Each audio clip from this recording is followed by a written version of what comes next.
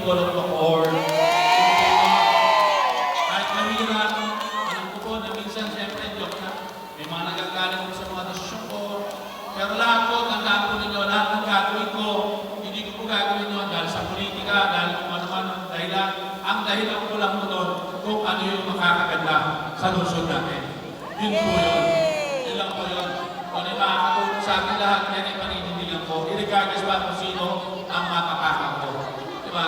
Yan ang kailangan po natin gawin. Itong panahon ko, tingin ko, I'm living myself na talagang sabi ko, ilang panahon na lang ako sa Bacoor. Hindi man ako para 7 years old, nandito pa. Di po ba? Tingin ko, dapat gawin ko na po, dapat lahat. Para makita ko yung mga susunod sa akin, hindi na sila mahirapan.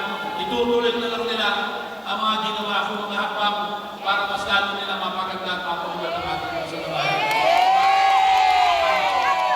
Kaya sa inyong lahat, ako ay kaupuso ko ang aking masasalamat sa mga dance instructor natin. Pakipalapakan naman po natin.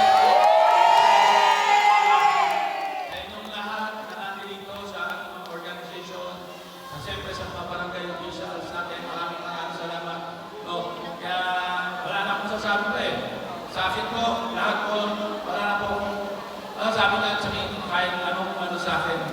Tatanggap ko na po ang biyaya lahat ng binigay sa akin ng Panginoon. Kontento na ako kung ito buhay ko ngayon. Ang akin na lang, may ayos ko ako, may ayos ko ang pamilya ko, that's all. Na kailangan ko, wala na po iba pang kailangan. Kaya nga ang lahat, gagawin ko para Bacoor, makita natin. Yung sinisigaw natin, na dapat nagkakaisa tayo, we will strike as one, at dapat maging at home lahat tayo dito. Para maging tahimik, maayos, malinis ang lungsod natin. Sama-sama po tayo.